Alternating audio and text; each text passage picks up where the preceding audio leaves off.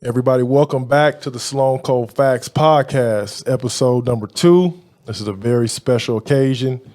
I got some of my lifelong friends in the building, some of the game changers, the culture when it comes to basketball, not only in the city of Houston, in the state of Texas, even in the country.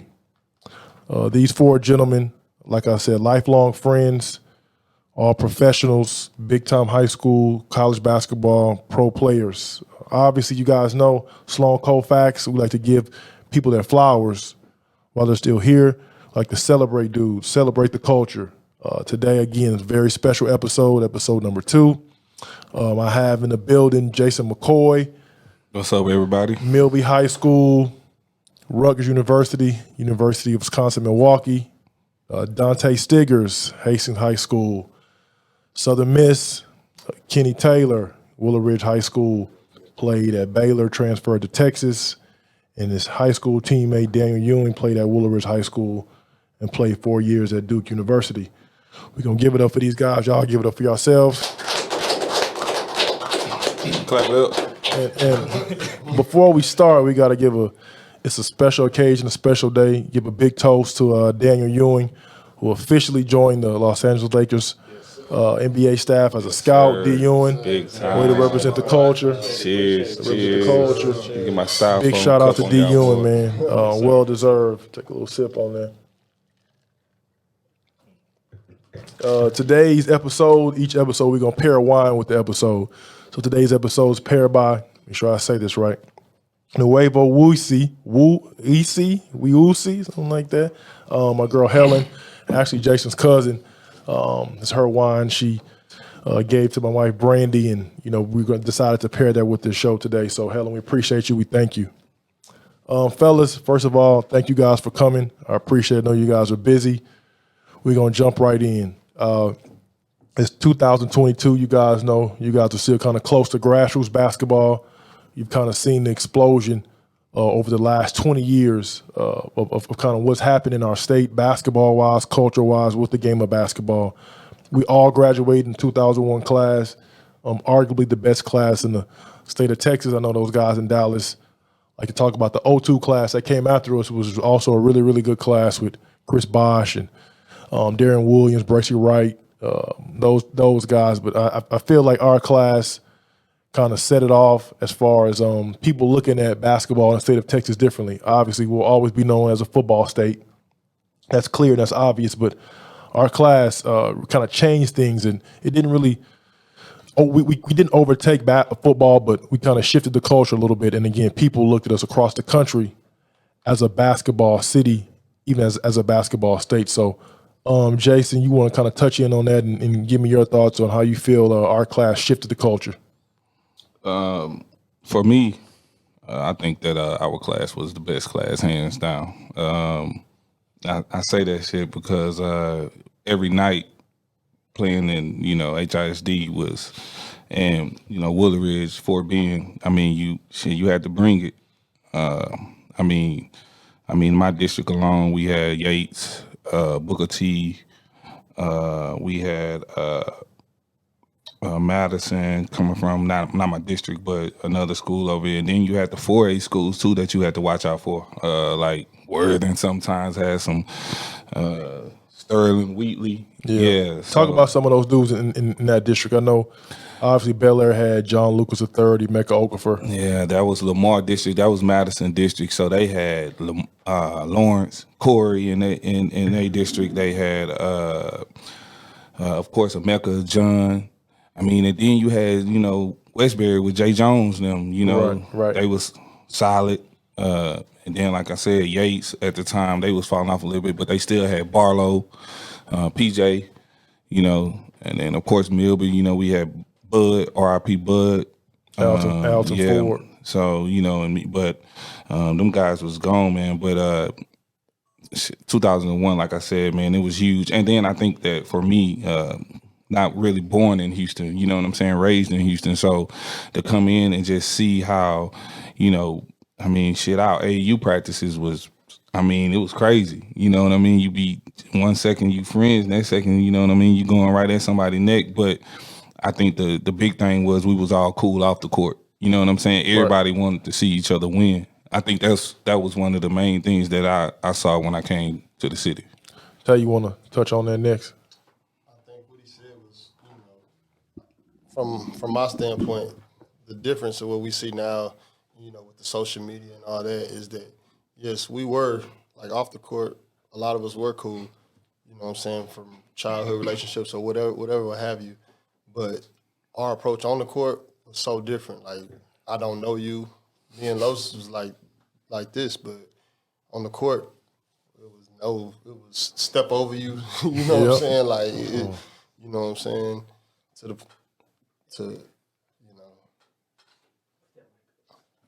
Oh yeah, push the mic up. He's saying, yep. All right. Yeah. So I think in that competitive standpoint, and it was a lot less about show. You know what I'm saying? It was just getting after it. I commend these kids these days because it's a lot tougher. You get crossed over, going viral. You going viral. You know what I'm saying? You get dunked on, you going viral. You're on TikTok. I done got dunked on so many times, crossed over so many times, it don't matter. I'm going to still go contest the next shot. I'm still going to go for the, you know what I'm saying?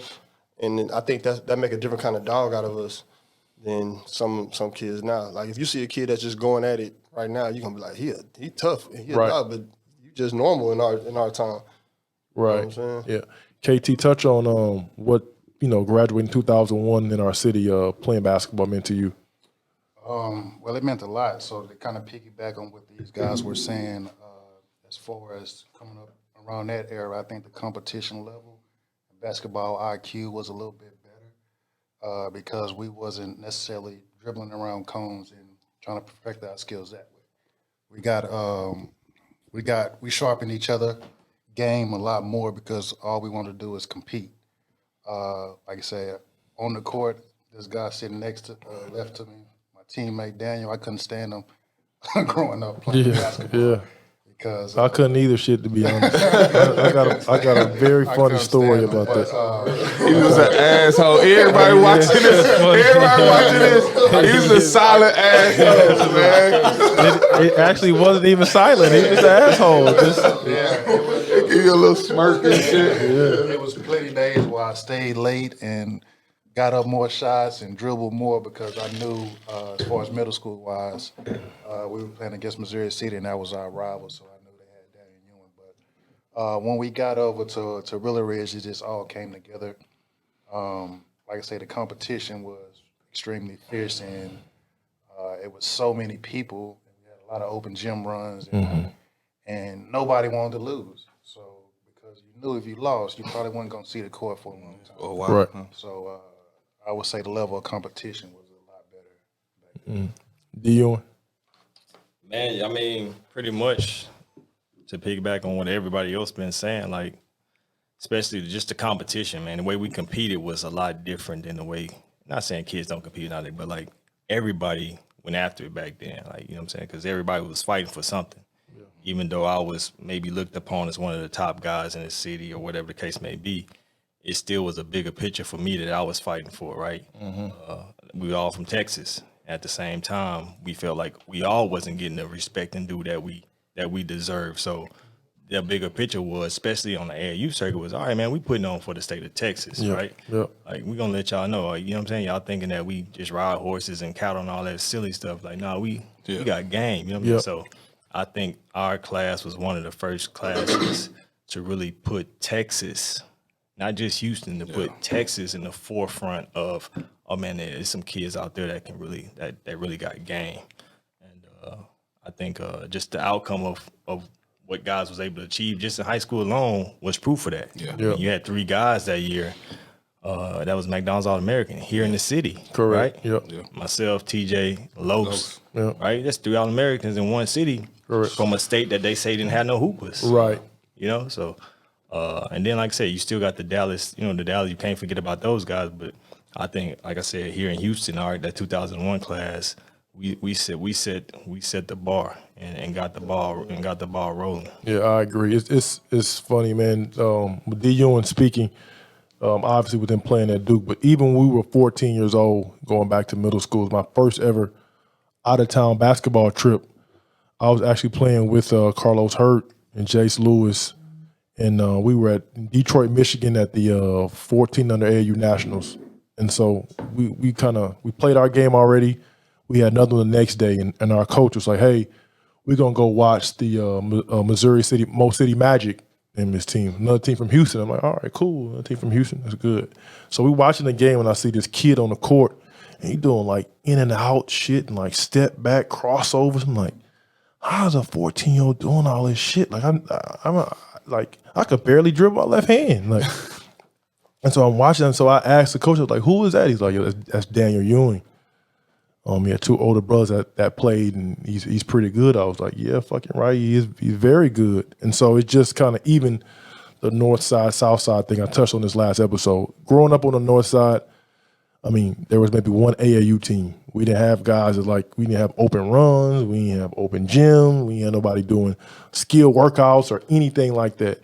And so basically it's like I had to go to Yates, to Willow Ridge to practice to even see guys like, a D. Ewing or TJ Ford or Kenny Taylor or Dante Stiggers. So just my introduction to high-level basketball as a 14-year-old was seeing D. Ewing with the Mo City Magic.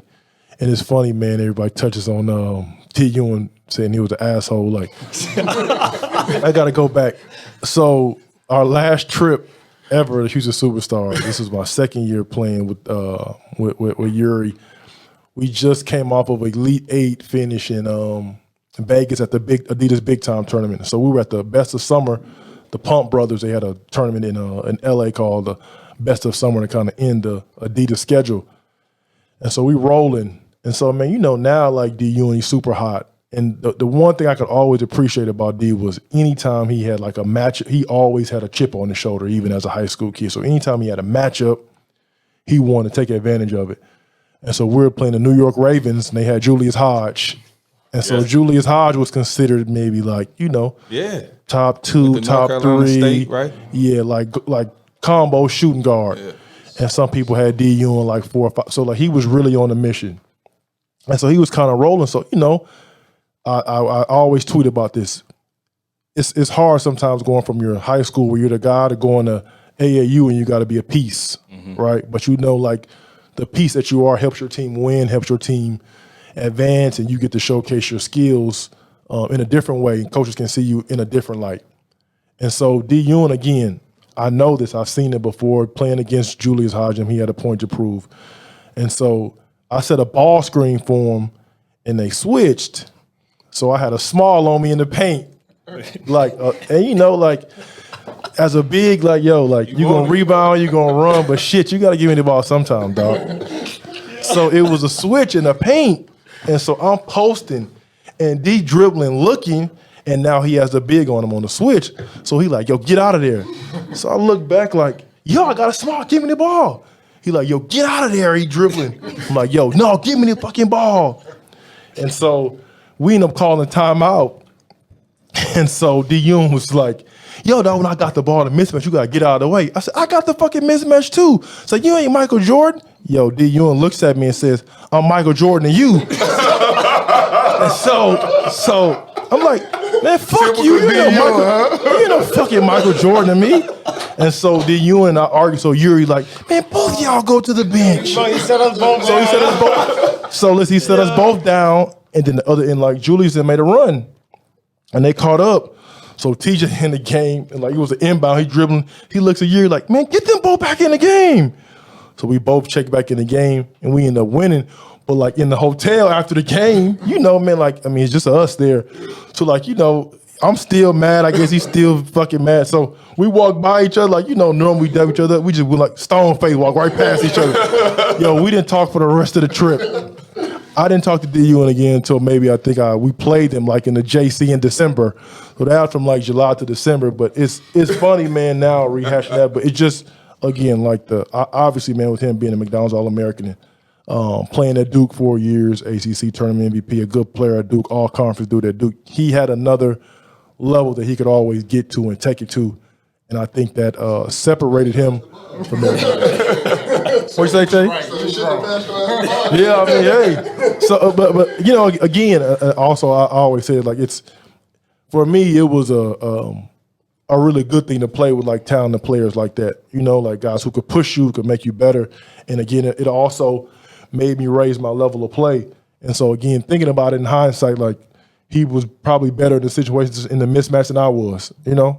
But again, you're 17 years old, you want to get your shine too. Like, you know, you're not thinking about that. Jason, kicking it back to you, man. Obviously a Milby 2001 graduate. You played with the Houston Select, AAU growing up, played at Milby, and then you decided to I played with the superstars too. I ain't played, but I played. and you decide to commit to Rutgers. Talk about kind of your after high school experiences, college, and then pros. And let me just, before I even go there, let me just start off by saying, like, I looked up to all y'all, man. Y'all motherfuckers was my dogs because coming from East Texas, I mean, it was 1A. I ain't have AAU. I ain't play AAU until I came to Houston. That was my first time even playing summer ball. I ain't even know nothing about AAU, right? We 1A, we 100 people in the school, you know what I'm saying? So you talking about you can drill with your left hand, and I can drill with my right. But I was just athletic. But no, man, I knew that when I came to Houston, I had a point to prove myself. So I used to grow up watching the Big East. I love watching Georgetown, Big Monday, Villanova, St. John's, all of that. So, you know, that was one of the reasons why I chose to go to Rutgers at the time, to go to the Big East. At the time, my coach was, Hurley, Danny Hurley.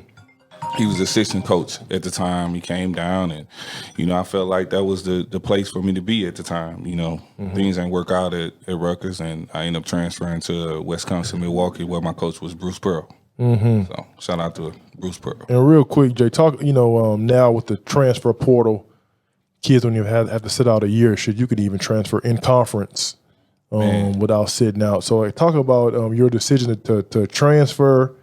And like, what kind of went that thought process, and was that like a you decision, was that a family decision, was that on the Rutgers staff? Like, it was both, man. Like, I hated my coach at Rutgers. I ain't gonna even lie. I mean, he came from a mid-major at that time. You know, to play in the Big East. I mean, man, you had to have you know, a coach with a chip on his shoulder the same way that, you know, the players do. I mean, he was going in, and you know, I needed prayer, but we didn't need a reverend at the time, man. We needed a dog. You know, we facing Melo, Mecca. Mecca was at UConn at the time, so you know, I wasn't getting the time that I thought that. Not even just the time on the court, but off the court too. I think that's big for guys to be like, you know, I'm away from home, I'm in Jersey. Man, I need a little extra time. Sometimes kids need a little extra push, a little extra time to figure out what's going on. You know what I'm saying? So it was definitely a you know, my family decision too, to try to figure out what was going to be the next step. I mean, man, it was a rough time. I was about to give up ball. You know what I'm saying? And you know, Coach Pearl reached out, and you know, he gave me an opportunity to say, you know, you're not going to come right in and you know, maybe, you know, play right away because you got to sit out. But, you know, you got a chance to earn it. So, and that's all I ever wanted, you know what I mean? But the transfer portal is big. I mean, if I wish I had it back then, you know, because I would have had a chance to go right in, you know what I mean? But I needed that year to develop. So I wouldn't take it back. You know, that year for me to set out and get my mind right, get my body was never right, but it ain't get right till we retired. I can't lose this weight, but yeah, I needed that time, man. no, speaking of that, man, you know, in college football, kids redshirt all the time. Like, it's almost very few kids come in as incoming freshmen have a chance to, you know, touch the field. That redshirt year or that transfer year for you said was vital. I think in today's game, a lot of parents don't understand. They feel like because their kid played on the EYBL or because he's a certain rating or rank or has a certain ranking that he's automatically guaranteed and granted access to playing time as a college freshman. Dante, talk about your transition as a high school senior to playing in Conference USA as a freshman point guard.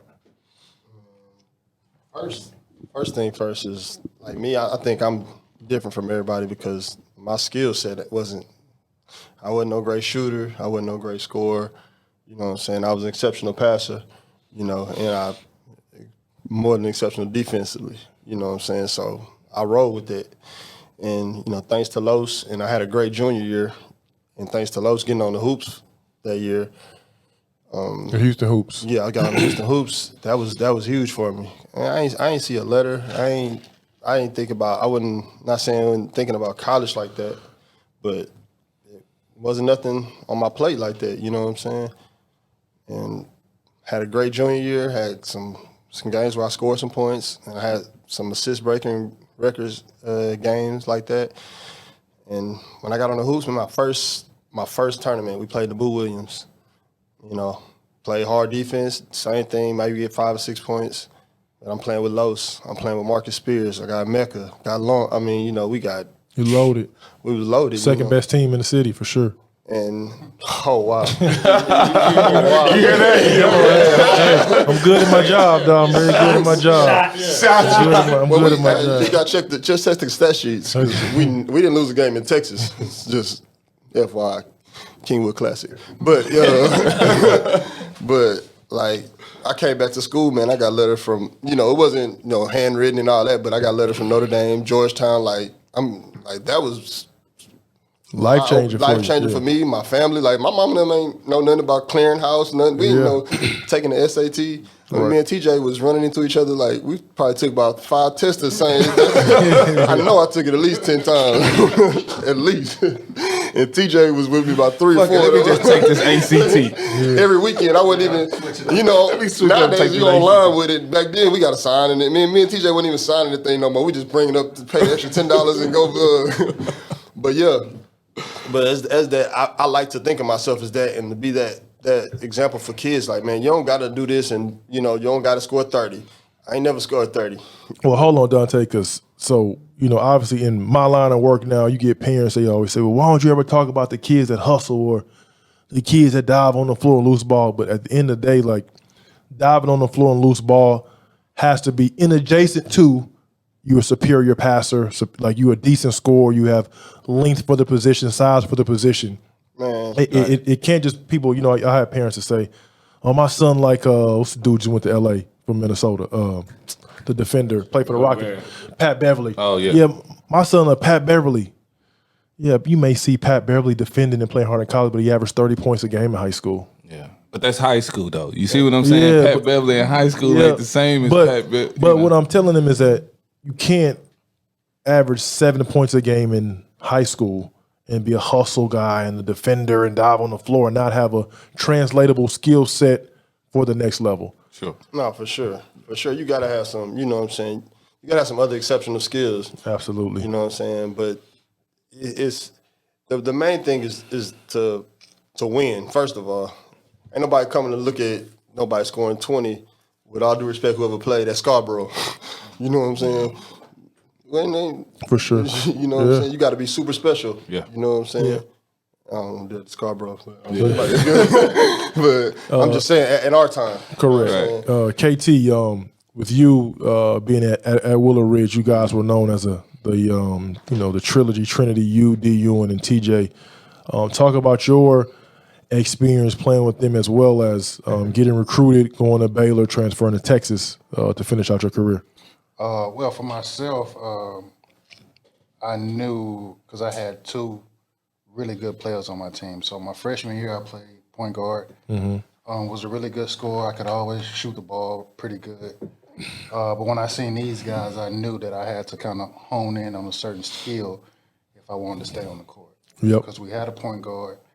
We had a guy in Daniel that was probably the best slasher in the city. So for me to stay on the court, I knew I had to become probably the best shooter that I can possibly be. So that's what I continuously worked on and focused on. So What KT just said, that's what I was going to say. It's about minutes. Kids don't understand that. You know what I'm saying? It's about minutes, man.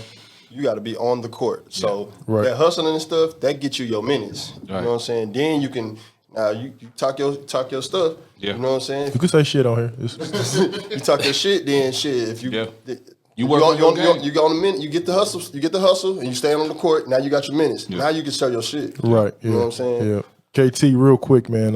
You were about to touch on this. With your skill set, playing with D. Ewing and TJ, sometimes people look at you as the quiet assassin, and with you, even as an adult, just being the person you are, you are no ego, low ego type of person. How was that playing with 2 McDonald's All-Americans although you guys were the best team in the country, people talking about TJ and Daniel and saying, and KT, knowing that you were also a high major basketball player also? I mean, for me, it probably was the best thing because those guys would argue all the time on the court. So when TJ would come and say, "Man, I'm coming to you," Daniel over there tripping. I said, "All right, I'm open." I would look for me. Right. Daniel comes to Right. me. Like, yeah, he is tripping. I'm open. Man, TJ over there tripping, man. I like, all right, I'm open, man. Right. So I kind of, I didn't have an ego or anything like that. I knew my role on the team. Yep. I knew what I wanted to do. I knew what I wanted to accomplish. I pretty much got recruited by every school in the country because they were looking at TJ and Daniel. So Correct. I knew that, I had to take advantage of this opportunity. So for me going into college, pretty much my options were Seton Hall, Florida State, Baylor, and Wake Forest.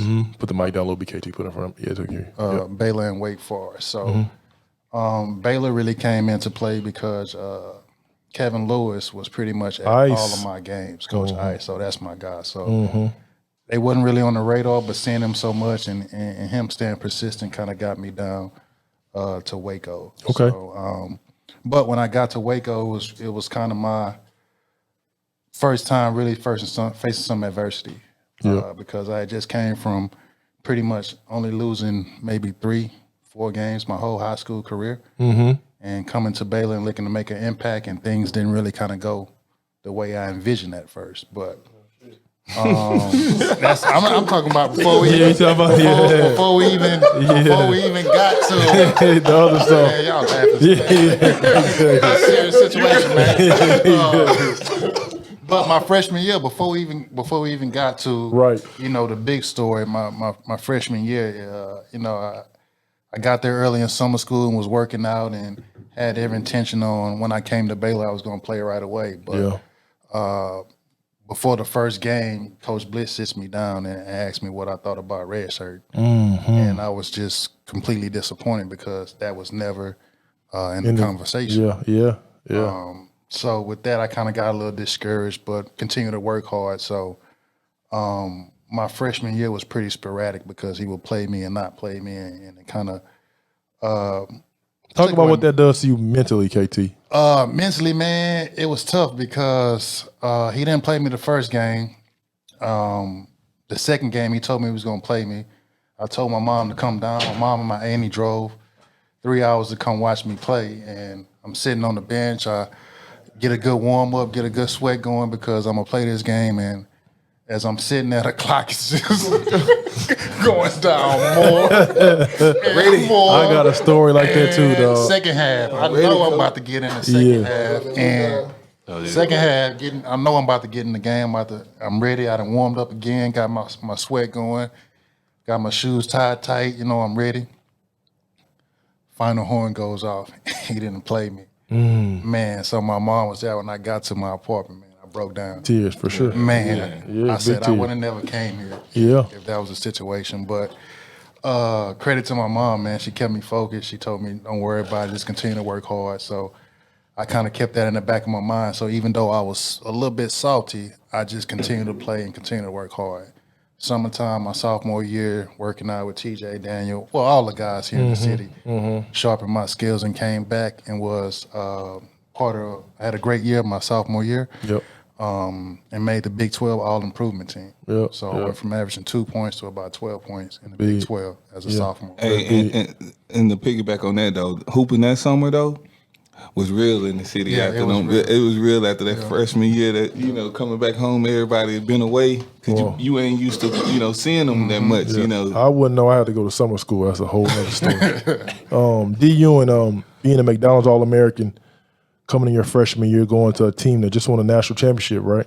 A loaded team with Battier, Jay Williams, Chris Duhon, Carlos Boozer, Mike Dunleavy.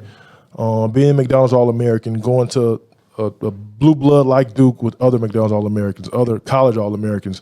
What was that transition for you like? Honestly, man, it was easy. You got to remember, I'm coming from a All-American high school team, right? Where I had another All-American I'm playing with. I had another great player, Kenny. I played with Ivan McFarland. Like, what I'm saying? I played with right? You know what I'm saying? Like, so I was used to sacrificing a little bit of my game already. Okay, right? good And point, so yeah. for me, I was trying, like Tay said, ultimately, the goal was to make the name big, but I also wanted to win. Yeah. So I'm thinking, all right, here I am. I just finished my high school career as a state champion, right? Yep. They just came off a national championship and bringing back everybody except 2 people. Yeah. Right. So they bring back basically their whole starting 5. Yeah. Right. So I'm like, man, cool. I know I can play. Yep. I'm gonna get some minutes and I'm gonna do what I need to do. But like we should repeat. That was my thought process my freshman year. I wasn't really thinking about like how many minutes are Individual. starting. No, I was Yeah. like, man, I'm trying to repeat. I'm trying to win a national championship. And like unfortunately, as we know, like that stuff ain't guaranteed. Right. So of course, you know, that's really when people think I've been able to really shoot my whole life. I didn't really become a knockdown shooter until I got to college because I had so many good players in front of me that they told me, look, all right, because you can play defense, we know you can score, but right now we don't need that. Yeah. Go sit your ass in the corner and wait for Jay Will and Chris Duhon and Dunleavy and Boozer to pass the ball out to you, and you know what I'm saying, then you get your rocks off. But yeah, for me, man, I went into it like, all right, cool. I know I won't be a starter my first year. Yep. But I'm gonna try to contribute the best way I can and hopefully help this team win the national championship. That was really my thought process. And it's a thing I never really asked, but I always thought about it. Obviously, man, you know, us growing up, you were like KT said, the best slasher combo guard in our city, in our state, one of the best in the country. You go to Duke, have a good freshman year, and they bring in JJ Redick, who is not similar to you, but similar in size, position. What was that like for you having to, again, I guess, even compete now with another McDonald's All-American who kind of play your same position? Didn't think twice about it, right? I never and TJ asks me this all the time, like I never thought about like, oh, they recruiting over me, Right, yeah.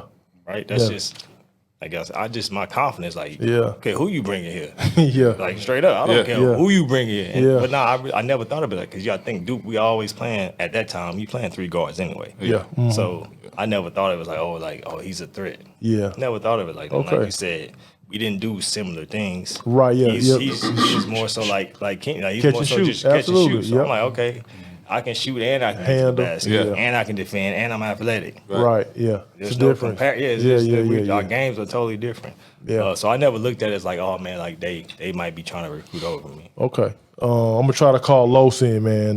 So if you guys want to hear him, put on the headphones. Man, get Los in here. It's funny that we talk about that though, 'cause like I didn't think about like I never even thought about that. when I came in, because I started, you know, and on God I was 135 pounds on everything, and like I said, my thing was defense, so I can play harder and do. Man, I'm 135 guarding D Wade, like you know I'm whoever they best wags, they put me on whoever every night. You know what I'm saying? So when I came in, I didn't think about like you know what I'm saying. I was just trying to. I couldn't shoot. Hey,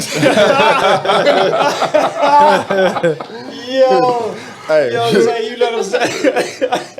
see. But I'm just asking a question. Hey, Let's before see. you even answer that, before I you even answer that, What before can you I answer can that, rebuttal that? you name 2 All-Americans, period, and then he named another All-American. So you ain't even got to like them guys. And I was a freshman. Them guys could go. Man. Yeah. Them guys could go. And I guarded him though. Right. I take that. And I had 10 points. We're trying to get Los on the line, but trying to tap back in with Yeah, Los. 40. And we had 40. This Los right here. Hold on. Let's see what we get. Los, you ready? Yes, sir. What you gonna tap me in? Yeah, I'm about to tap you in right now. I bet. If y'all want to hear him, put on the headphones. Los, can you hear me? Yeah, I can hear. Yeah, I can hear you. Okay. Hey, Carlos Hurt, working with SLOAN Cold Facts podcast. We got some guys you are very familiar with: Jason McCoy, Dante Stiggers, Kenny Taylor, D. Ewing. Appreciate you for joining us, big fella. Man, likewise. Glad to be on here. Man, is this PG or rated R? What up, Los? Now you can say what you want to. Oh yeah, no, yeah, this definitely not Yeah. PG. You can say you speak Yeah, okay. speak very Bunch of hoe freely. ass niggas over there. How y'all doing? I'm just joking, man. We'll go down. He don't waste no time. That's Los. That's Los right there. He don't waste no time. So Los, man, this show we're talking about our 2001 class, kind of changing the landscape of grassroots basketball in the state of Texas. Obviously, you playing at Elsick High School and playing for the Houston Hoops. McDonald's All-America is one of the better guards in the country. Talk about what being from Houston, playing in Houston during that time, and being in part of a game-changing class means to you. Man, it was epic during that time, man. It was like a lot of people that was in that era that didn't play were just fans. When we reminisce about it, when we talk about it, they just always speak on like it was like what a time to be alive. As far as like AAU basketball, high school basketball at that time, we was so deep. It was unheard of, and what made it special was at that time, you know, Houston, down south period, but Houston especially wasn't really known for basketball. Right. You know, Rashard Lewis, Alden Ford, kind of, you know, I know there was a lot of people before them. I'm just saying, as far as our era, Yeah. they was like the ones that kind of brung it back, and you know, it was just special during that time to be a part of that, like to represent Houston during that time, and it was so many players representing Houston and putting on for the city, and a lot of what people don't understand is, you know, we had a lot of players that went high D1. Correct. At that time. Yeah. It wasn't just, it's a beautiful thing. College is college, but you got players going, you got 20, 30, close to 40 players going high Division I basketball. That's, you know what I'm saying, that's monumental. Yeah.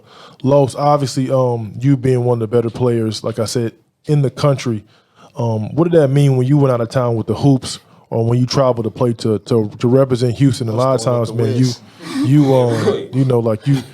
you put the West on your back, you put Houston on your back, and you always represented. Talk about what that meant for you to go play against the DeJuan Wagner, to go play against the Eddie Curry, Tyson Chandler, really destroy those guys.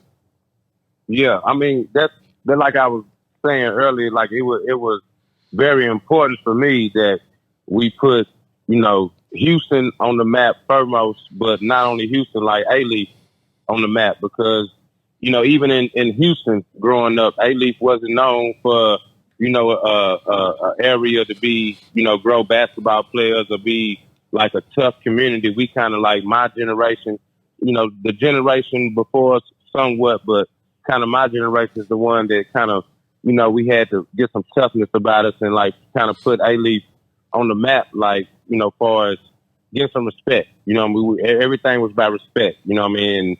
Like I said, I go back to New York, Philly, East Coast basketball, even West Coast basketball, Chicago. Everybody had their respect already.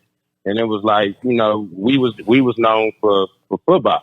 Right. You know what I mean? So it was like, y'all got us messed up down here. We got some, we got some hoopers down here, man. Yeah. So anytime I went out there, and not only that, I always made sure I had my Southside slappy, my Southside ball fade, like all that. Anytime I go out of town, I'll make sure I'm slapped up to let them know what we represented, because the coach at that time, as far as, with the DJ Screw music and all that, that was major, and that was picking up momentum. So everything was representing Houston and putting Houston on the map to the fullest at that time. And that's, it was a beautiful thing. It was a beautiful thing.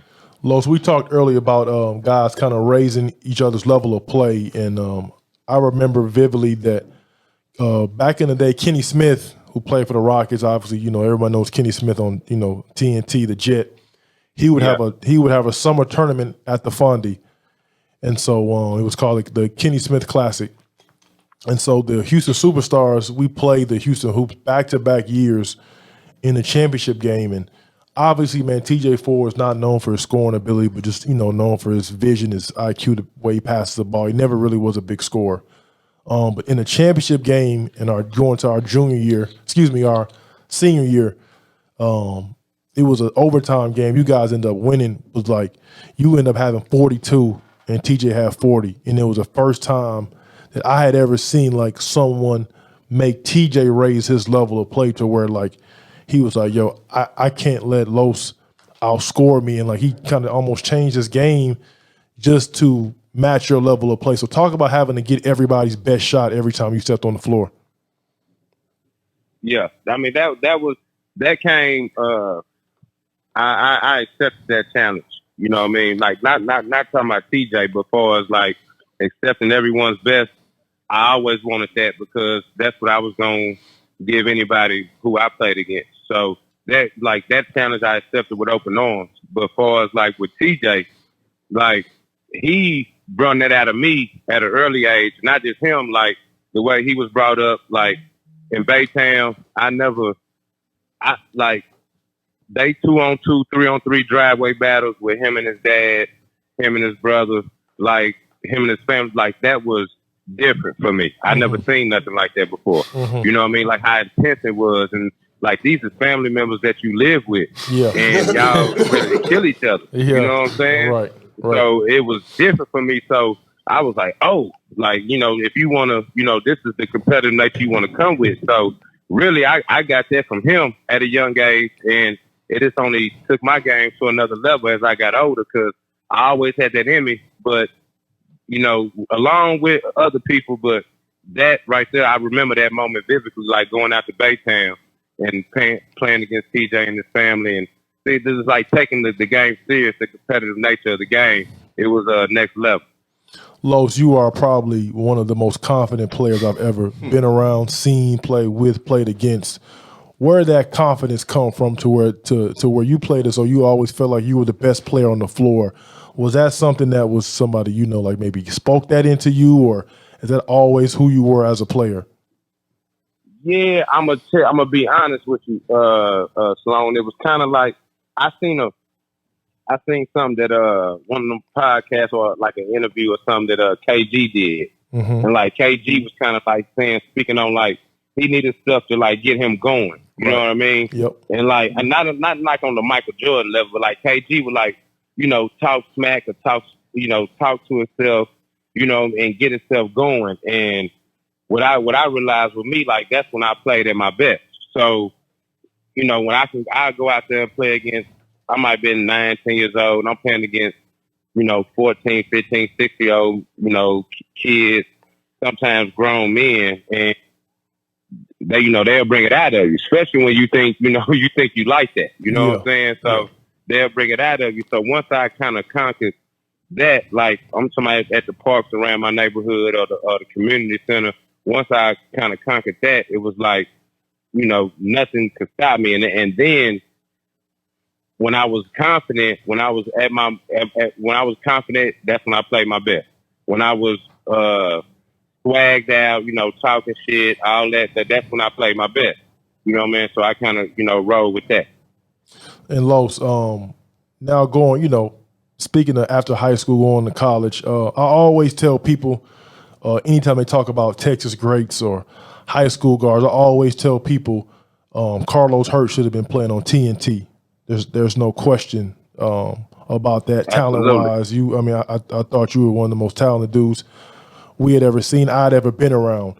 You have a documentary coming out that's, you know, it's getting shot now called Still Hurt, that's the title. Los, briefly, man, kind of talk about your transition from college, you being a McDonald's All-American, things not going the way you playing at Louisville to Morris Brown, and kind of like talk about like your mental state during that time and like how you had to adjust and like understand that, you know, like life goes on, things happen, but you got to keep going. Yeah. Well, I learned real fast, Sloan, like, you know, life will smack you dead in your motherfucking face. You know what I'm saying? Yep. Real quick. So what happened with that is what I would tell you know, a young athlete coming up, AAU kid, or just a kid that's coming from poverty or whatever, just trying to do better for himself. Like, the choices you make at 18, 19 years old gonna dictate your life in your 20s. The choices you make in your 20s gonna dictate your life in your 30s. and so on and so on. So with that being said, like one of the major mistakes I made is the college I chose. Mm-hmm. You know what I mean? So like I would tell a kid, you know, so I go in debt with it. You know, you can watch the documentary and you know, I go in more debt with it or whatnot. But one of the main lessons I want to get out to these kids is like the choices you make for as like the college you go to. It matters. You wanna have a relationship with those people that you go. You want them to have your best interest at heart, your mom's best interest at heart, your siblings' best interest at heart. Everything is about bettering your life moving forward. Even if I don't care what you go through, like if they treat you like family, then anything you go through and anything you go through while you going through that journey, they're gonna have your back. And that's one of the mistakes I made, you know, like far as the school I chose, once a coaching change was made, Right. I should have, you know, I should have went with the Arizona in the first place. Let me go and get that out there. I should have went with Arizona. I should have went with my ex-coach guys who been knowing me my whole since I've been in high school. He's been knowing since I was 14 years old. And so he know me back and front. You know what I mean? You're speaking about Josh Pashner, who was a Houston Hoops summer coach at the time, was also a graduate assistant at the University of Arizona. Exactly. He the coach at Georgia Tech right now. He was my AAU coach at the time, and he invested his time, his effort, everything in me, and he knew what type of kid I was. So he was willing to do the maximum effort to make sure I didn't mess up the bag. You understand what I'm saying? Right. So me choosing emotion, going with Louisville, you know, where my family's from or whatnot, instead of a business decision, you know, that cost me my career, cost me millions of dollars. And not only that, you know, the decisions I made personally off the court, but for a kid, you kid these days, the lesson I just want to get to you kids these days, like those decisions, those relationships you build with you know, college coaches, your AAU coach, those things have to be genuine. Everybody it has to be genuine. If it's not genuine, that ain't like NIL deals, whatever. All that shit don't matter. You know what I'm saying? You got to have a genuine love relationship with the coach, with your you know, the coach has to have a relationship with your family in order for you to be in the right situation.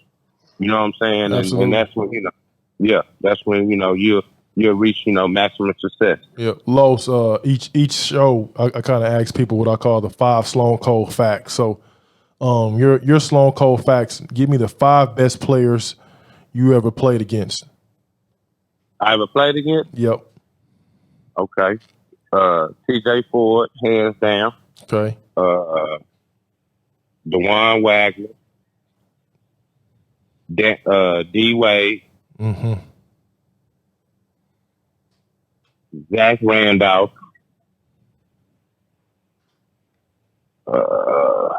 Last one.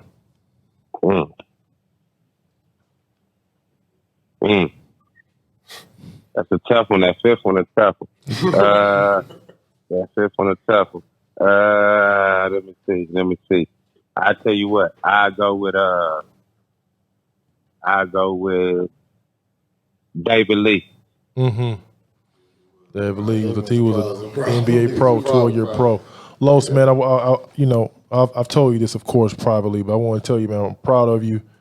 I appreciate everything you ever done for me, and even, man, I told a funny story. I'm gonna let it play out on a documentary about my first ever trip out of town and how you saved me from gambling. But like I said, I'll let that play out on the documentary. But no, man, I'm proud of you.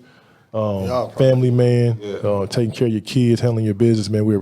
I thank you for coming on the show, man. We appreciate you and give you your flowers, man. We love you, brother, and stay safe. And we'll see you soon for sure. Yes, sir, bro. Man, likewise, man. I love all y'all, man. Every last one of y'all, man. Nothing but love, man. Family. Super proud of you. Yeah. Yes, sir, man, bro. Always, man. All right, God bless you, boys, man. Yes, sir. Appreciate it, Los. Great Los. Right. Carlos Hurt.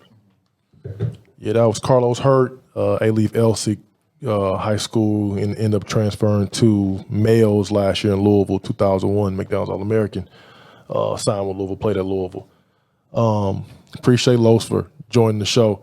Fellas, real quick before we wrap it up, I'm going to give everybody their 5 Sloan Cold Facts, the 5 best players you played against. Jason McCoy, you're up. Definitely Bud. Bud used to, Alton Ford used to punish my little po ass at Milby. Tyson Chandler, Karan Butler, Mello, and I'm naming the bigs because that's who I used to have to always go against, and Eddie Griffin. Seton Hall, it's tough. It's tough. That Big East was a monster, man. UConn, Seton Hall, Villanova. Ran up against EG in high school. Yeah, It's man. tough. Oh, he was a really good player in high school. Even at ABCD camp, he was the Georgetown. best player I played against. All right, tell you up. Steve Logan.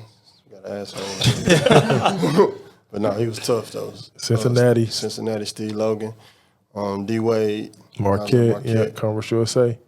It was of course TJ and Los. 3-4. And then trying to think of somebody overseas that was tough to guard. Man, I played against Wizard. He was tough. Keith Langford. Oh yeah, he the dunked lucky on me. lefty. Langford. Keith Langford. What was Keith Langford? Class 2000? No, he with us, 2001. Oh, he with yeah, us. from Oh, North Crowley. Played at Kansas for you. Shout out to Keith Langford. What was their team in Dallas? My bad. Team Texas. Team Texas. They were loaded too. They had him and Boddicker? no, Boddicer's older. Boddicker went Hopkins. They had Brian Hopkins, and they had Jason Maxiell Jason with the Maxill. Cincinnati. Was a Max. monster. Racey Wright also too was a junior on that team. Yeah. KT, your Sloan Cold Facts. Man, 5 players you played against. man, Cosby played against Duke. Then Ewing got smacked Oh. in the guard. Trash. 30. Baylor played against TJ. Got smacked at home. Let me see who else. Played Keith Langford, playing against him at Kansas. He was a Okay. tough matchup for me. Yep. That's Andre Emmett. what I was about to say. Dre was a really Texas good player. Tech. Rest in peace, R.P. Andre. Dre, yeah. A really good player, man. And man, another guy that was pretty tough in the Big 12 was Curtis Stinson. Oh, Iowa State. Yeah, I remember Curtis Stinson. His Yep. game wasn't really flashy. Point guard. Hell yeah. Boy, he was really tough. He gave us problems. Yep. D. Ewing. Oh man, 2 of the guys are my teammates, so they really don't count. But I mean, Jay Will's probably the most talented player I ever played with or against, Even as a pro? even as a pro. Oh, wow. Well, I Okay. mean, I can't say that because I mean, you got Kobe. You know what I'm saying? Well, no, I'm saying like play with, you could even say. Played with for sure. Okay. But guys that I actually had to go against. So TJ would be in that conversation too, but I also he was Right. my teammate. But Right. Juan Dixon. Okay. Yeah, Maryland. Juan, I was man. Yeah, it's Juan, tough. Juan was tough. Yep. DeMar Johnson. I got to see him in high school. Slim. Yeah, Yep. Like you were Cincinnati. saying, you was I'm probably 150. Yeah. Sophomore, man. He's 6'9". Long. Man. Yeah. Doing everything. What? Yeah. Best players. So obviously, I got actually started against Kobe as a rookie. So You can drop How was you can that? just How drop was it right that? there. How was how that was for it? you? I'm gonna give you the story. So, Okay. so it was cool. It was going good in the first half. Okay. Kobe's my assignment. Started the game As a rookie, they put you on As Kobe. a rookie. So this was 2000 and what? This is 5 or 2005, 6? 2006. 2005, 2006 season. So this Kobe in his prime. This number 8 Kobe. Now this ain't this ain't- is this this ain't is 24. this is This still- 81 Kobe. still That bouncy. same year, this is 81 Kobe. Oh yeah, that's tough. Okay. All right. Okay. All right, so whatever. I don't know if it's home again, but it don't matter. We play in the same arena. Yeah. Game is going good, right? Kobe has 12 at halftime. Okay. 12. We might. I'm thinking we winning the game. As a matter of fact, You're doing solid too. I'm- It's Yeah. 12. right? Yeah, you feeling Got good. 12. And I'm guarding him by myself. Ooh, Ain't no okay. doubles. You know what I'm saying? Like if he's ISO, ain't no. You got 12. So the third quarter comes around. I play maybe the first 3-4 minutes of the third quarter. Okay. I don't play no more. Rest of the game. Rest of the game. Okay. Right.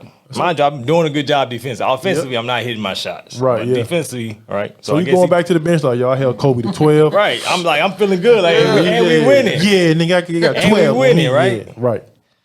Kobe ends up with 50. Dang. He ends up with 50, and the game winning shot.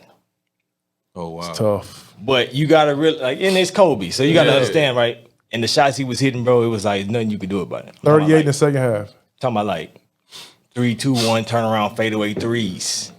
Now, is he talking or he just nothing? Just Nothing. Another day at work. Just you know what I'm saying? Another day in office. He ain't saying that. He just it's Kobe. You know what I'm saying? Tough.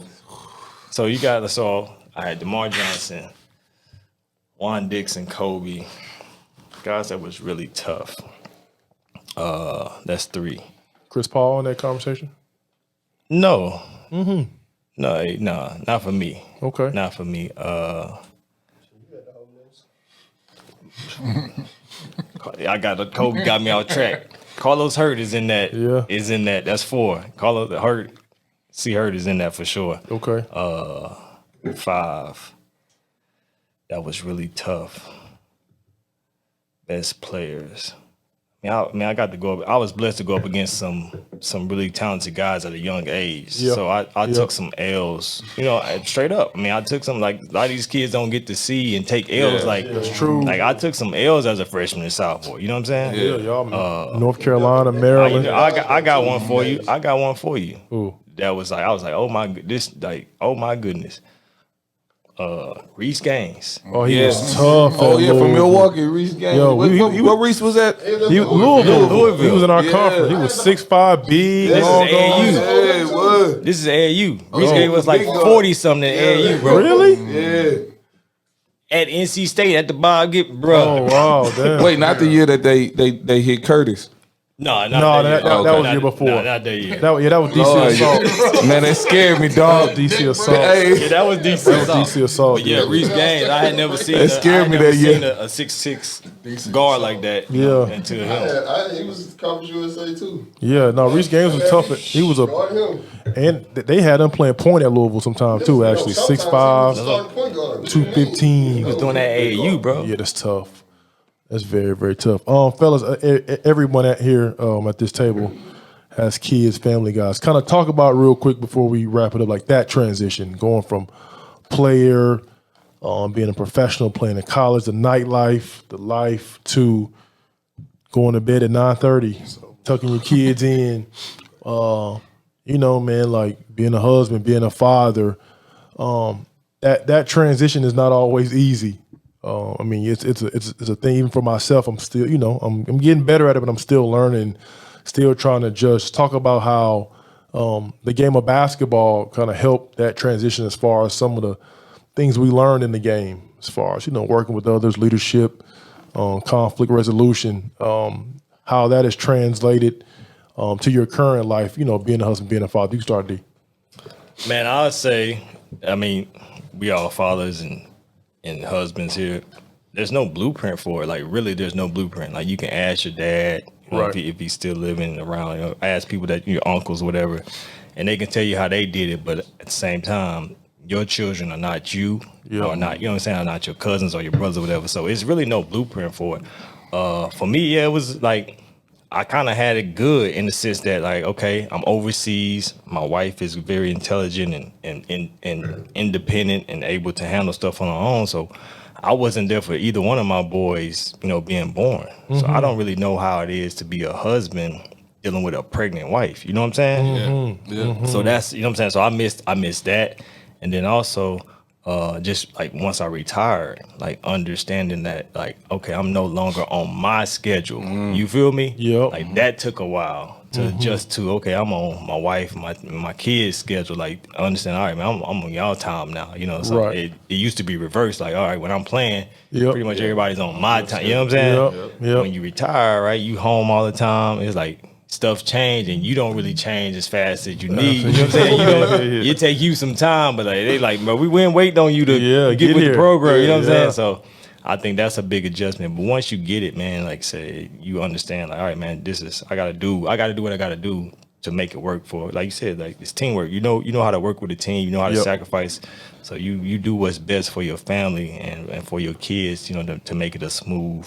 Even if it, and sometimes it's going to be at the detriment of some stuff that you want to do. Yeah. But you know what I'm saying? You gotta bite that bullet and do what's best.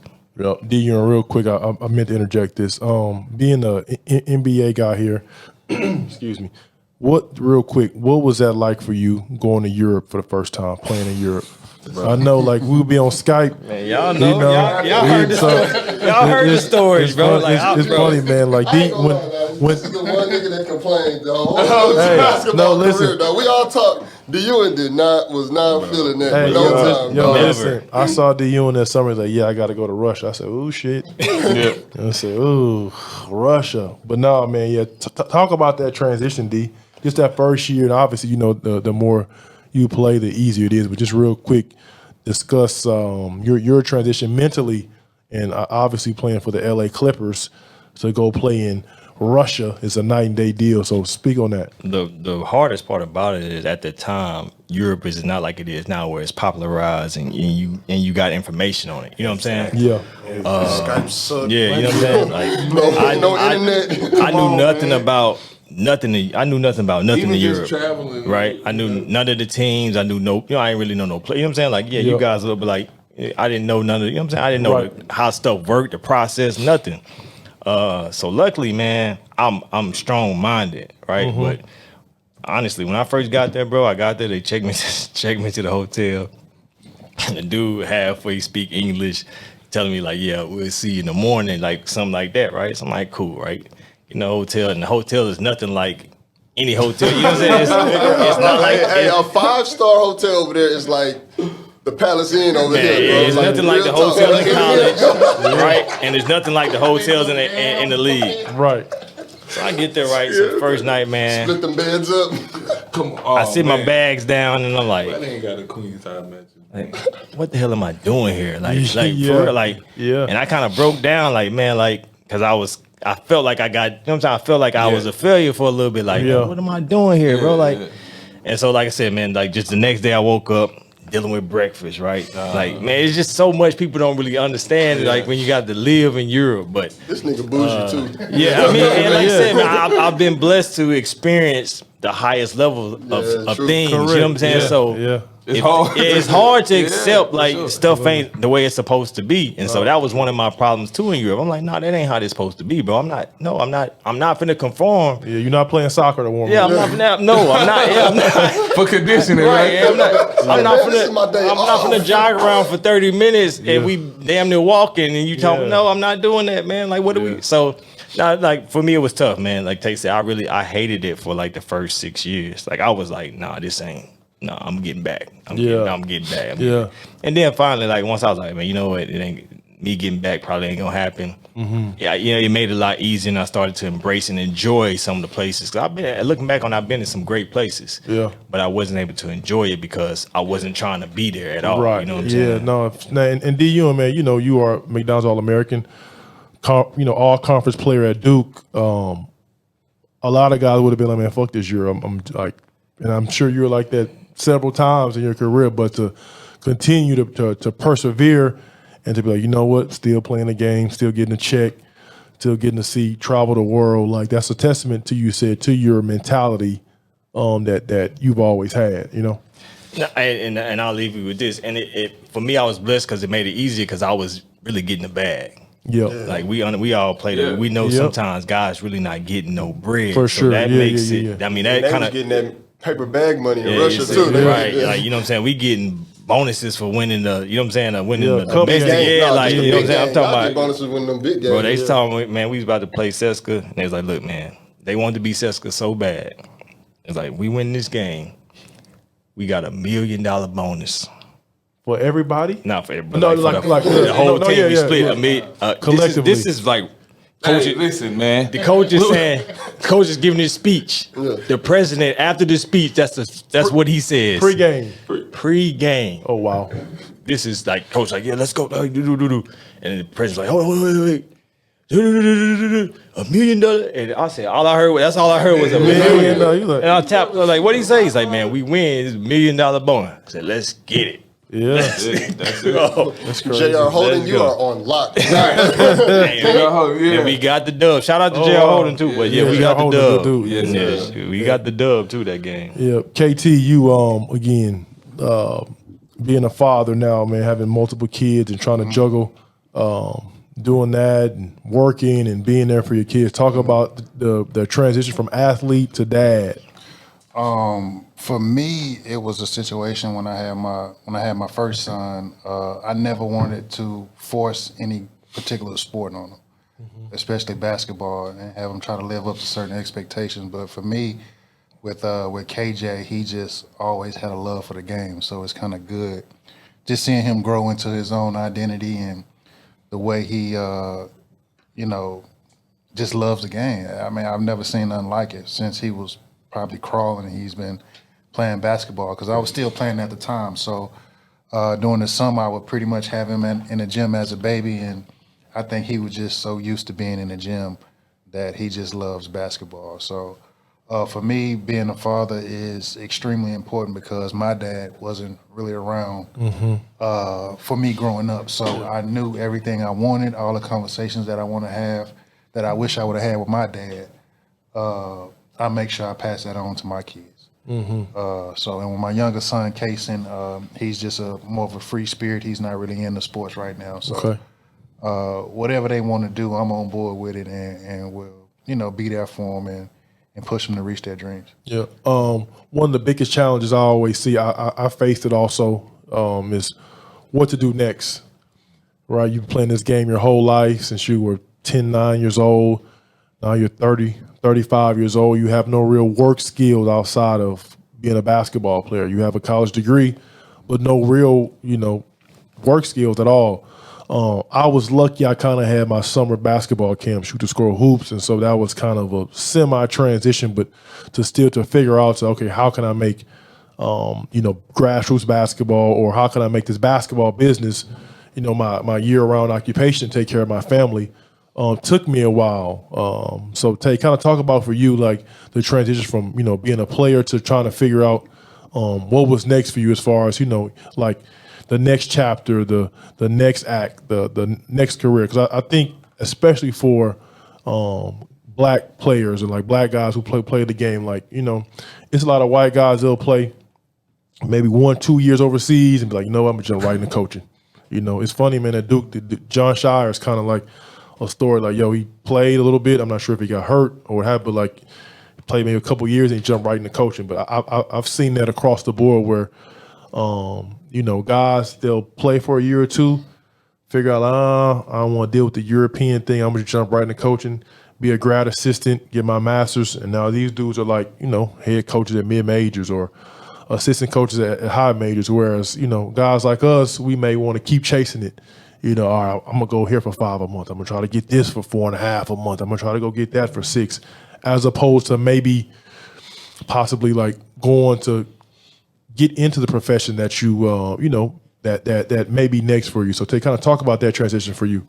I mean, for me, it was, of course I wasn't as a high level player as D. Ewing, you know what I'm saying? So, the money is different. Right. So for me, it was like, I was setting myself up to be a teacher. I wanted to teach and I wanted to coach. You know what I'm saying? So I started doing the certification stuff over there, started doing all that stuff while I was there. And, of course, then we do the basketball camp. Yep. And so I keep my hands in that to find my niche in that, but to, make sure I got stuff taken care of. I like coaching, I like kids, and so it was a win for me.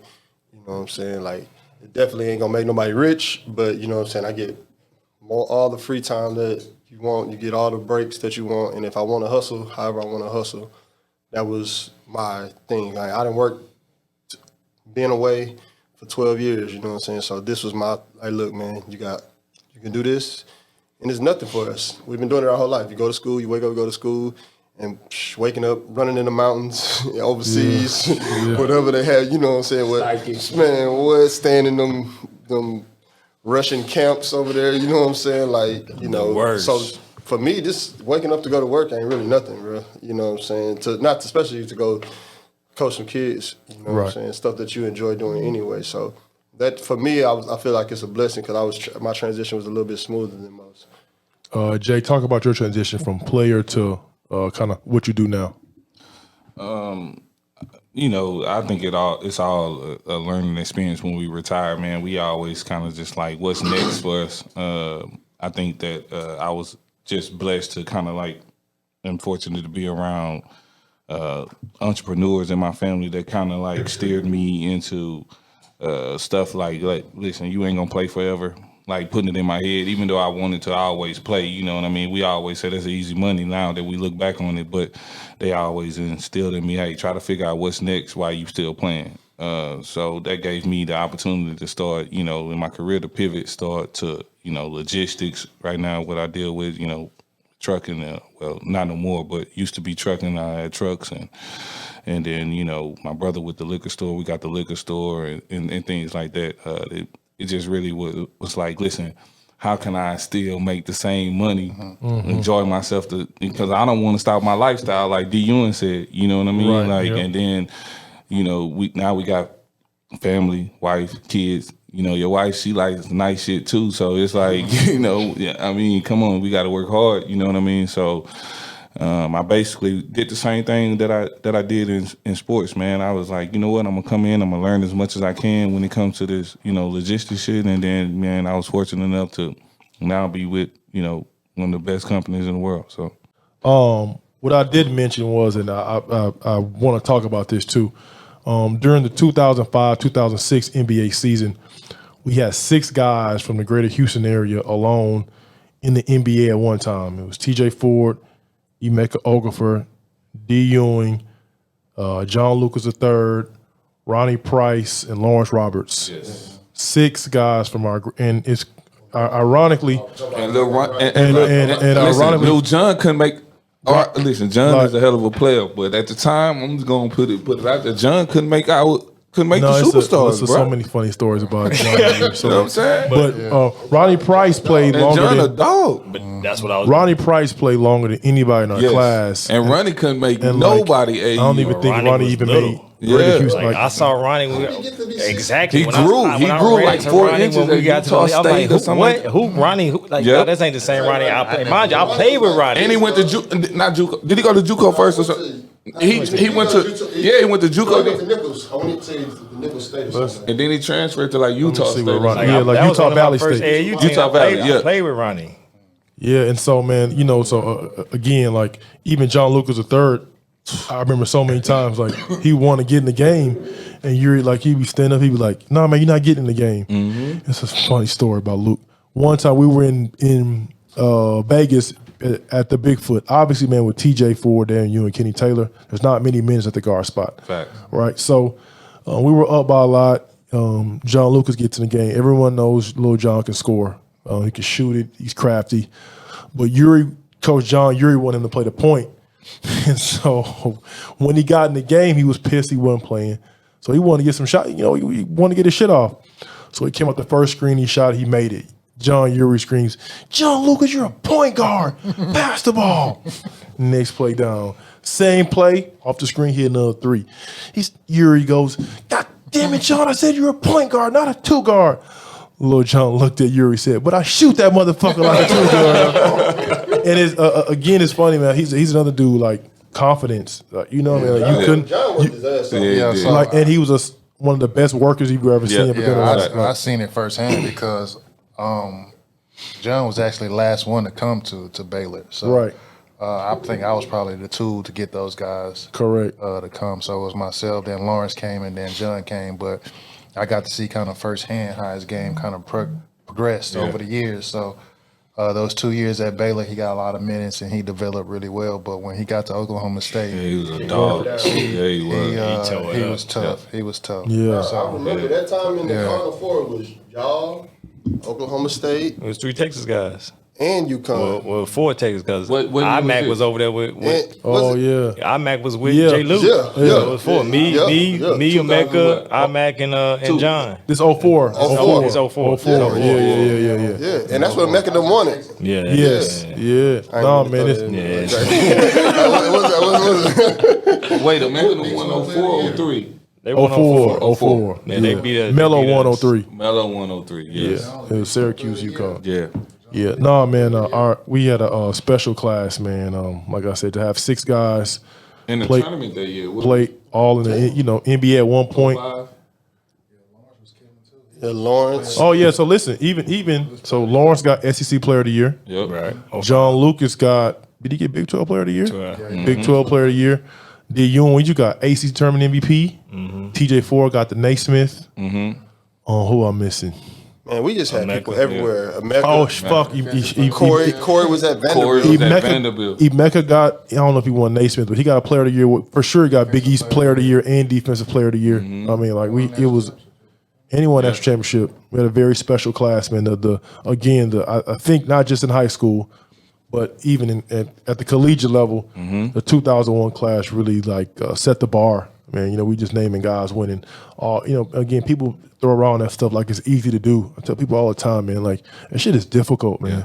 First and foremost, it's difficult to get a Division I scholarship. It's difficult to play, and it's difficult and even to get like an all conference award or a Player of the Year award in your league. Like that's stuff you don't hear about. Like it's not normal. Right. And I think in our era, we look at this stuff like, oh, yeah, you got a Player of the Year. Like, that's a huge because deal. Everything is seen on social media. Right. You win, you post. Nobody posting, they getting the ass whooped. You know what I'm saying? Yeah, no, man. So again, man, our hats off to our class. It's a special class. Man. I mean, we had guys all across the city. Even Josh Jones at Westbury. Even was at Yates. Even a teammate, Yates, even my teammate Nile Murray was a very good player. Shout out to Nile, man. Tim Simon. Yeah, like those guys. Those guys at Booker T, Chris Gray, Stussy, and those guys. Like there were, it was a whole lot of talent. I think from that class, I want to say like 29 guys ended up signing Division I scholarships at the time. So it was a very, very big deal, very, very special class. And again, man, just want to give everybody their flowers and just, talk about how special they are. Let's let motherfucker know we the best class ever, man. Yeah, I mean, it's funny, man, because the title of this episode is 2001 Did. Obviously with Khaled with his album, God did. For me, this 2001 class, it set the tone. It changed the game. So that's the title of our episode 2, 2001 Did.